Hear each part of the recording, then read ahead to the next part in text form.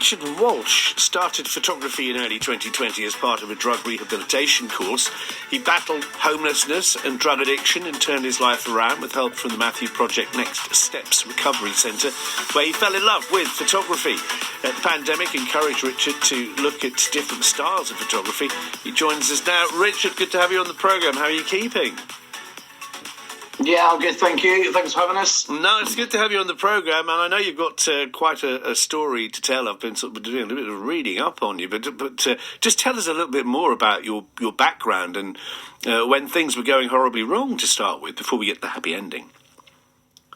Yeah, I mean, basically since I was a kid, really, I sort of got involved with the wrong crowd at school, as so many people do, and it just sort of escalated and escalated.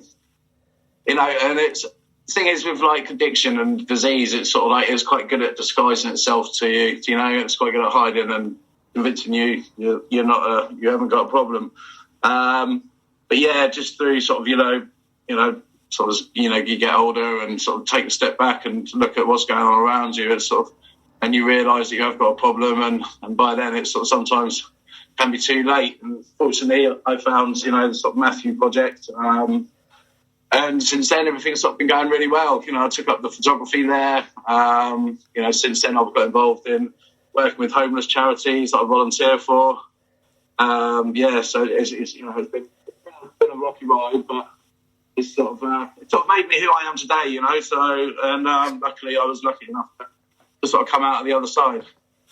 So the Matthew Project must have been such an important lifeline to you. How did you get in contact with them in the first place? Did you step up and make that move, or did someone refer you? Yeah, I mean, I was looking for something. I mean, thing is with addictions, and sort of getting help, what works for one person won't work for another. I tried other services. I didn't I didn't find that they worked for me. And it was while I was in the homeless hostel that I was in. One of my key workers introduced me to the Matthew Project, and I went down there, had the assessment, and just was sort of walking through the doors and meeting everybody, the staff, and you could tell it was just a different environment, something different that I hadn't seen before. It's a place where you go where you're not sort of mixing with people that are currently using, which some other services do. And, it's just a sort of great place to sort of, get your life back on track and sort of, build your confidence back up again, I guess. Yeah, and I know, because we've had dealings with the Matthew Project on this station many a time, I'm happy to say. The great thing about them is that they're non-judgmental. Absolutely. That's a big thing. You do feel judged as an addiction and as a drug user, as the mistakes you make, the people, your family and friends that you've hurt along the way. Whereas this is like, you sort of go in and it's like you've got, a fresh start again. And I suppose it must have been such a shock when you found yourself without a roof over your head, because that's the last stop, isn't it? Because I've always thought no matter how bad your day is, at least you can go home when work's finished, or when you can at least get home when this is finished. How that must have been. It's like a slow progression. It just happens over time, and as you get deeper and deeper into sort of addiction and things, and when you sort of get really bad, you don't really notice it. It's just like it just happens over time.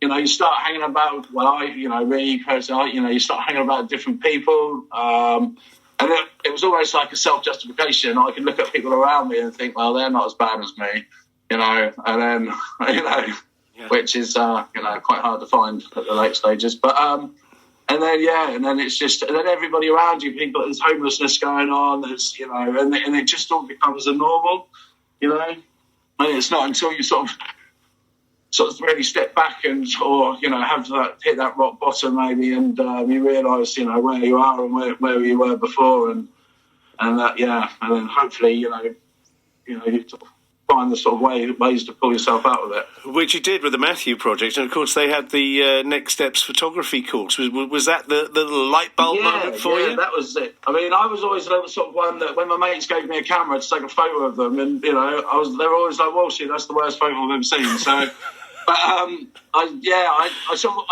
was quite interested in art anyway, and I could look at things and think, "Oh, that would make a good photo," but yeah, it wasn't until I sort of started the course and went out with a camera, and the instructor was like, well, looking through the photos afterwards, he was like, you've got a really good eye for it, which I didn't really know what he meant at the time, but the sort of composition and way you put photos together. And so I went off it after I started that. After about 2 or 3 weeks, COVID obviously hit.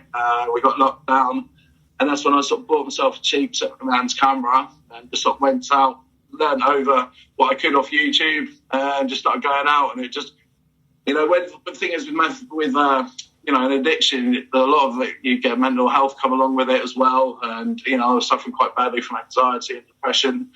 But going out with a camera, it sort of put something between me and everybody. So, the anxiety went, and, you just sort of forget then. And just, it's just like a really good way to sort of reintegrate yourself into society as such. That's where I found it, getting myself out and, so rather than locking myself away at home all the time. And you've got a particular liking, haven't you, for black and white photography? Yeah, I like the black and white street photography is what really, got me into it. And so, yeah, that's, and then later I got into the light painting as well, which is another really good way of sort of expressing yourself. And, and I had a exhibition at the Matthew Project recently as part of the, we're sort of trying to raise money to, for the Matthew Project, and it was sort of a lead up to the big Give Christmas appeal that we're doing from the 30th of November to the 7th of December. Little plug there, sorry. No, plug away. Tell me more about that. Well, so basically, from the 30th of November to the 7th of December, any money donated will be doubled. We've got sort of like a pot of money up to £15,000, and anything that's donated to us before then or during that period will be doubled, so it's really good. And there's also a few of my photos for sale as well, which we're raising money for. I'm giving all the money to the Matthew Project, so I sold quite a few on the actual exhibition. So it was really good. Oh, it's a good confidence boost as well. Yeah, I bet it is. When I first started photography, I think I must have had about 4,000 photos that I uploaded onto the computer that I hadn't sort of really looked at. So, it's nice to sort of see that, get some recognition from other people that, that what I'm doing is okay. Yeah, I've seen some of your work online, and I'm just thinking, is there any chance that you could put together an exhibition of some of those photographs in the county somewhere? Yeah, that's what I'm looking to do next, really. So it's all been a bit hectic and a bit sort of surreal, since... sort of being in the paper and doing the exhibition, and I've had quite a lot of, people coming forward and sort of saying how much they like the work. So hopefully I want to start putting together sort of a local sort of series of works around Norwich with the light painting and the, sort of around Norwich and Norfolk landmarks, and then continue with sort of the black and white stuff. So yeah, if any galleries out there looking for anyone to exhibit, give us a call. No, I love the black and white stuff, because while you were talking to me about that, I just remember the first time I sort of properly fell in love with the possibilities and potential of black and white was a friend of mine, and this is back when I was about 14. His sister used to be a medical photographer for the NHS, and in her spare time, she loved photography, but she would photograph anything that wasn't a body part, because that's what she did for a living. And she showed me some of these black and whites, and it reminded me again of some of the old black and white movies from the 30s and the 40s, where the use of light is just perfect, because they replace the colour with light and depth, and I was really taken by that. Yeah, that's what I sort of like about it. Is black and white is timeless, really. You can sort of take a photo at any time, and it could be today, it could be years ago, but and obviously it takes the colour away, so. You use things like shadows and textures and what have you, and it's really not, it really sort of stands out to me. Right, Richard, thanks very much for joining us, and I'm so pleased that your story has a very happy and positive ending to it. How can people find out more about your work and see more of your work? I've got my website, www.streetshotsphotography.com. I've also got my Instagram, which is street_shots30. And then, I'll be down at the Matthew Project most days, and sort of trying to, sort of help raise money for them.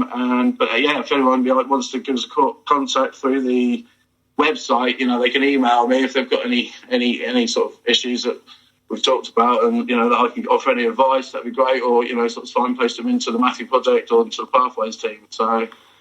And that's the other very brilliant thing, I think, Richard. Now you've got back on top again. You didn't just walk away from it all. You still want to get involved helping other people with it. Yeah, I just wanted to give something back to sort of the services that have, you know, given me so much. And, you know, if I can sort of help people with the sort of experience, you know, lived experience I've had, then, you know, even if I can help one person, then, you know, it's well done, you know. And it's sort of trying to make a little bit of sense out of all the chaos that sort of went on in my, you know, in sort of light in my life, really. And, you know, rather than make it just a sort of waste, you know, if I can put it to some sort of good use, then, you know, that sort of made me a happy man. Oh, Richard, thank you very much for joining us today. Good luck with it all in the future.